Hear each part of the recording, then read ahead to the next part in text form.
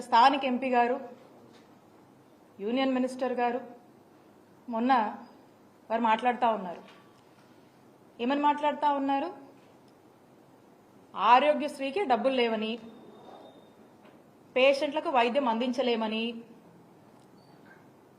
Network హాస్పిటల్కి డబ్బులు ఇవ్వలేమని, అందరూ ఆయుష్మాన్ భారత్ కార్డులు తీసుకోవాలని చెప్పి వారు మాట్లాడుతూ ఉన్నారు.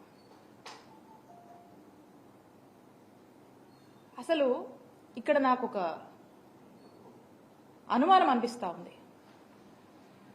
కూటమి ప్రభుత్వంలోని ముఖ్యమంత్రి చంద్రబాబు నాయుడు గారు ఏమైనా వారి మనస్సులో ఉన్నటువంటి మాటల్ని మరి ఈ మంత్రుల ద్వారా ఏమన్నా ఎక్స్ప్రెస్ చేయిస్తున్నారా అనేటువంటి అనుమానం కూడా మాకు కలుగుతూ ఉంది. ఏమని? హెల్త్ వాళ్ళకంత ప్రయారిటీ కాదని, మరి ఆరోగ్యశ్రీని ఏమైనా వైండప్ చేస్తున్నారనేటువంటి ఒక అనుమానం కూడా మనకు కలుగుతూ ఉంది. ఆయుష్మాన్ భారత్ కార్డ్స్ వాళ్ళకున్నటువంటి టెక్నికాలిటీస్ కావచ్చు, వాళ్ళు మనకు ఇస్తున్నటువంటి దీని ప్రకారం మనం చూస్తున్నట్టే మాకు బాధలు ఉన్నాయి, కష్టంగా ఉందని చెప్పి వారు మాటలు చెప్తా ఉన్నారు. మేం చెప్తా ఉన్నాను,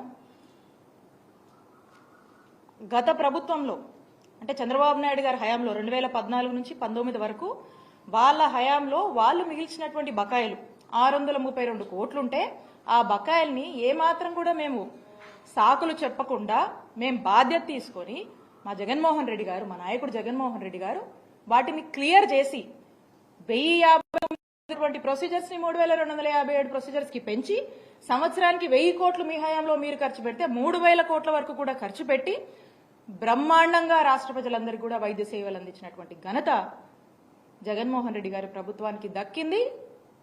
ఆ నమ్మకాన్ని కూడా ప్రజల్లో మేము నిలుపుకుంటున్నాం. మరి ఈ రోజున ఈ సాకులు చెప్తూ ఏవో అప్పులున్నాయని చెప్పి, ఏదో బకాయిలున్నాయని చెప్పి మీరు మీ బాధ్యత నుంచి ఏమైనా వైదొలుగుతున్నారా? మీరేం ఇండికేషన్ ఇస్తున్నారు అనేటువంటి సందేహము ఈరోజు రాష్ట్ర ప్రజలకు కలుగుతుంది అని తెలియజేస్తున్నాను.